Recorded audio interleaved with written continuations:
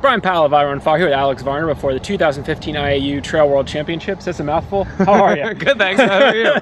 I'm all right. Funny seeing you here. Yeah. Last time I saw you, you had just won Lake Sonoma. Yeah.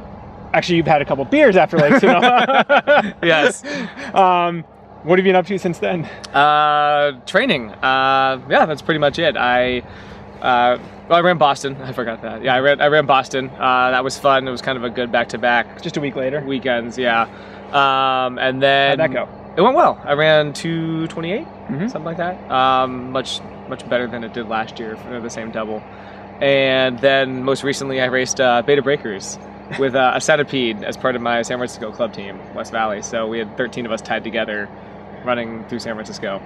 Sounds like a good time. It was a lot of fun. It's always a good time. Outside of that, how's your training gone? It's good. It's good. I had a little setback about 2 weeks ago. I got came down with something. I think it just kind of body overheated, for lack of a better term. And Friday night came around, and at the end of the week, and I went to bed at 8:30 and didn't wake up until like 3:30 the next day. And then was up for about 5 or 6 hours. And then, like, my girlfriend and I had been planning to go for a hike, and I proposed. And I texted her and was like, "You should come back home. I'm alive." And I'd been planning this. So I was like, of course, the day I'm planning to do this, I get sick.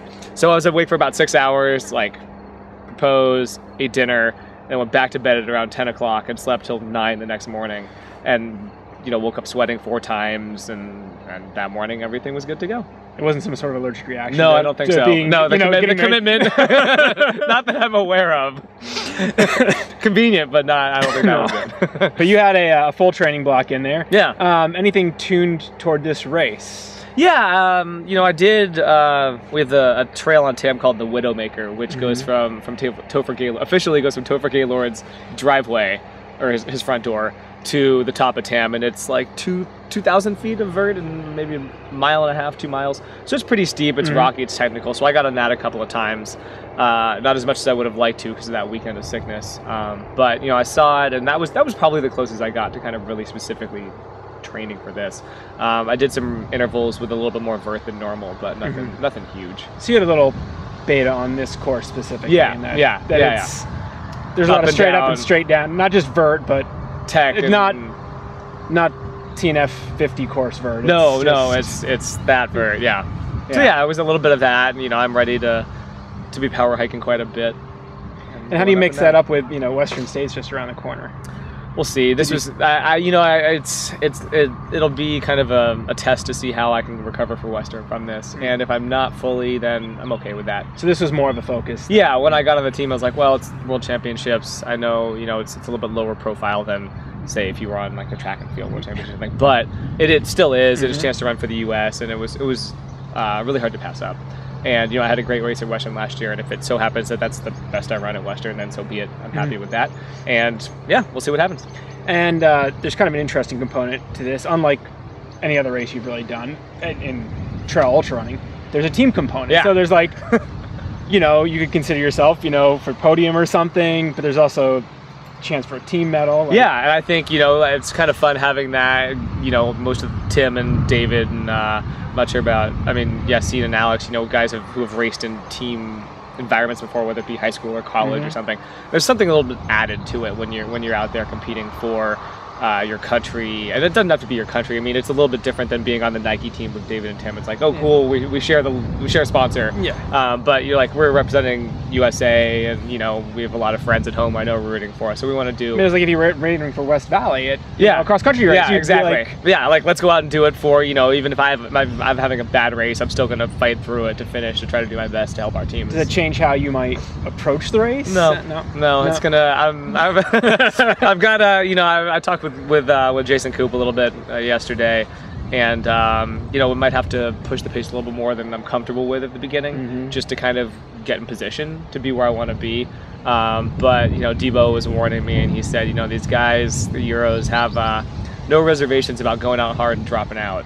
That's how he put it. So he said, be aware of that, but don't try to avoid getting caught up in it as much as you can. Yeah, so that's definitely a more common practice here. Not just here.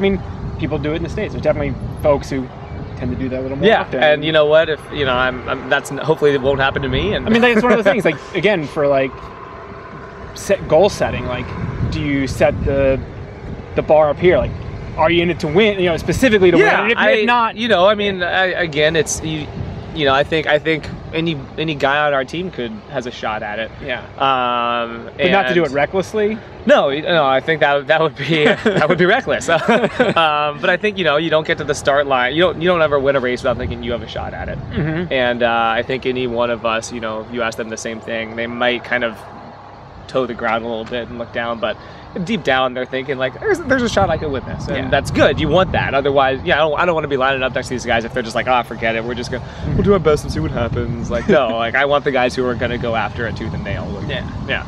And I mean, this is your first experience on this sort of steep course in ultra distance. Yeah. How do you think your experience with Dipsy is gonna? Well, because it's kind of a crazy race. Yeah. It'll be interesting. It'll be you know, if nothing else, hopefully I won't have to pass as many people as Dipsy, but it'll I think, you know, just having that experience, even though it's, you know, the distances and kind of terrain are so different, just being ready for some antics to go down, who knows when and where, but kind of knowing that something might happen, and, you know, being able to adapt and kind of fight through that is valuable in any situation. Yeah. What motivates you most for this week? Is there anything like? I don't know, just new opportunity, new experience. I'm fit, you know. We'll see. Just go out and try to do my best. Awesome. Well, best of luck out there. Thank Alex. you. Appreciate it. And have fun. Will do.